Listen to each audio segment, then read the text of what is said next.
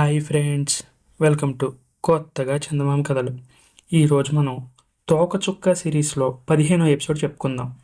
ఇంతకుముందు ఎపిసోడ్లో శివదత్తుణ్ణి వెతుక్కుంటూ బయలుదేరిన సమరసేనుడు అదృష్టవశాత్తు తన సైనికులు మొసలివాత పడకుండా కాపాడాడు కదా.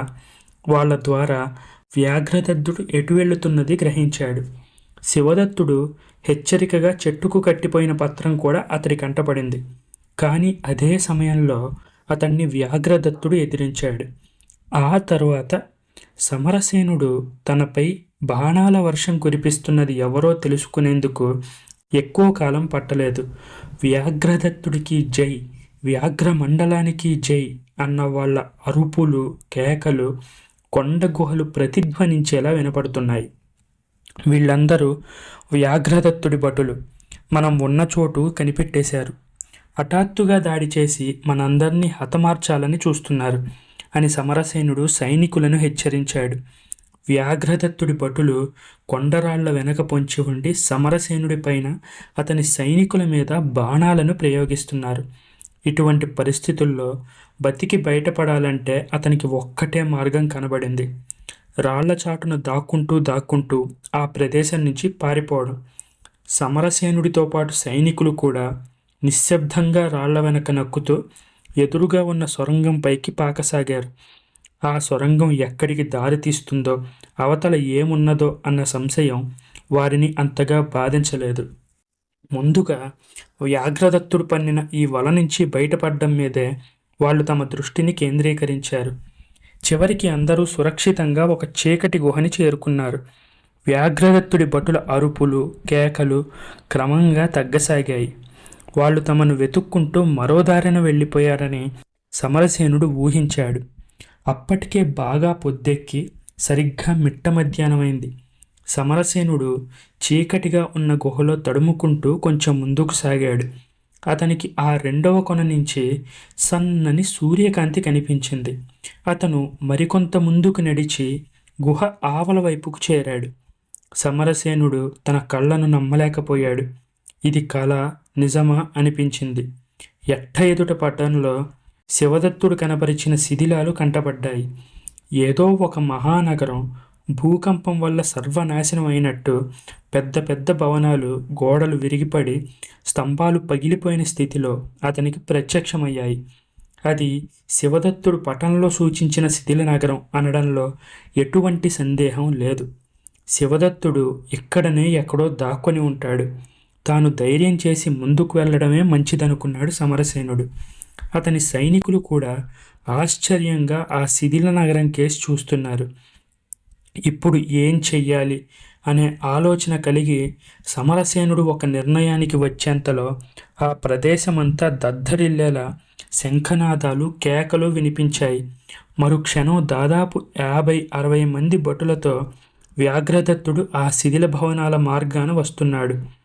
సమరసేనుడు సైనికులను హెచ్చరించి వ్యాఘ్రదత్తుడు ఎటు వెళ్తాడా అని 1000 కళ్ళు చేసుకుని చూడసాగాడు.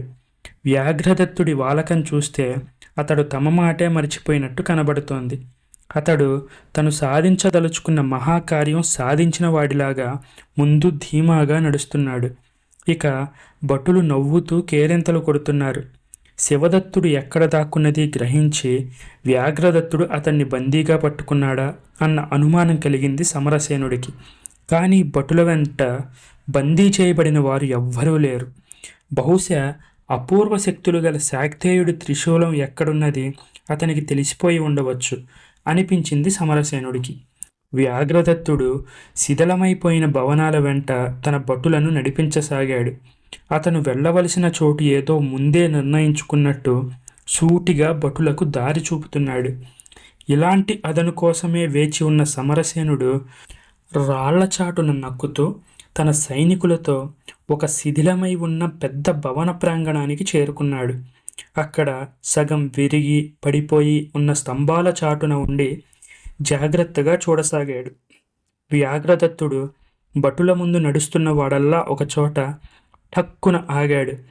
వ్యాఘ్రయోధులారా, మీలో ప్రతి ఒక్కడిని ఒక దేశానికి రాజుగా చేస్తానని వాగ్దానం చేశాను కదా, ఆ వాగ్దానాన్ని నిలుపుకుంటాను. మన శ్రమ ఫలించే రోజు వచ్చింది. కానీ మీరు ఈ నిమిషాన ఒక సాహస కార్యం చేయవలసి ఉంది అన్నాడు గంభీరంగా. మేము ఎంతటి సాహస కార్యానికైనా సంసిద్ధులమే, అదేంటో చెప్పండి అంటూ భటులు పెద్ద పెద్దగా కేకలు వేశారు. వ్యాఘ్రదత్తుడు మందహాసం చేస్తూ, ఈ శిథిల నగరంలో మన కోర్కెలు నెరవేరబోతున్నవి. అదిగో ఆ కనపడే భవనం చూశారు కదా, దాని సింహద్వారం విరిగిపోయి రాళ్లతో కప్పబడి ఉంది. మీరు అక్కడ అడ్డుగా ఉన్న రాళ్లను స్తంభాలను తొలగించి మార్గాన్ని సరిచేయండి. మనం వెతికి పట్టవలసిన అమూల్య వస్తువు ఆ భవనంలోనే ఉంది. దానికి మార్గం సింహద్వారం నుంచి అన్నాడు. వ్యాఘ్రదత్తుడు అలా చెప్పేసరికి భటుల్లో ఎక్కడలేని ఉత్సాహం పుట్టుకొచ్చింది. వాళ్ళు నవ్వుతూ కేకలు వేస్తూ హెచ్చరికలు చేసుకుంటూ ఆ శిథిల భవనాన్ని సమీపించారు. కొందరు పలుగులు తీసుకొని ద్వారానికి అడ్డుగా ఉన్న పెద్ద పెద్ద బండశిలలను పక్కకి నెట్టసాగారు. భటులు వాళ్ళ ఉత్సాహంలో దురాశలో తమకు రానున్న ప్రమాదాన్ని గ్రహించలేదు.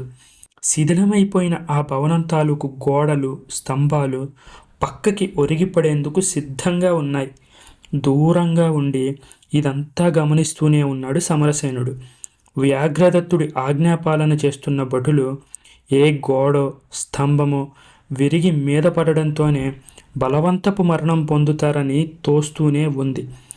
వ్యాఘ్రదత్తుడు మాత్రం కొంచెం ఎడంగా నిలబడి రాళ్లను పక్కకు లాగుతున్న భటులకు ఉత్సాహం కల్పిస్తున్నాడు. అతను పక్కలకు భవనం కేసి చూస్తున్న ధోరణిని బట్టి అతనికి కూడా రానున్న ప్రమాదం తెలుసును అనేది సమరసేనుడు గ్రహించగలిగాడు. వ్యాఘ్రదత్తుడు కావాలనే తన భటులను ఇలాంటి ప్రమాదంలో చిక్కుకునేలా చేస్తున్నాడు. ఈ ఊహ సమరసేనుడికి కలిగేంతలో పెళపెళా రావాలతో శిథిల భవనం ఒక్కసారిగా కిందకి కూలింది. విరిగిపడుతున్న స్తంభాల కింద గోడల కింద పడి వ్యాఘ్రదత్తుడి భటులు చాలామంది హాహాకారాలు చేస్తూ త్రుటిలో మరణించారు. అదృష్టవశాత్తు ప్రమాదం నుంచి బయటపడిన కొందరు భటులకు శరీరాలన్నీ గాయాలమయంగా తయారయ్యాయి. ఈ భయంకర సంఘటన కళ్ళు మూసి తెరిచేంతలో జరిగిపోయింది. ప్రాణాలతో బయటపడిన కొద్ది మంది భటులతో వ్యాఘ్రదత్తుడు కొంచెం దూరం పారిపోయి వెనక నిలబడ్డాడు. తనను నమ్మి అన్నంతమంది భటులు దుర్మరణం పాలు కావడం అతనికి చీమ కుట్టినంత బాధ కూడా కలిగించలేదు. వ్యాఘ్రేశ్వరికి ఏదో అపచారం జరిగింది. అందువల్లనే అంతమంది భటులు ఆ సింహద్వారం ముందు బలైపోయారు.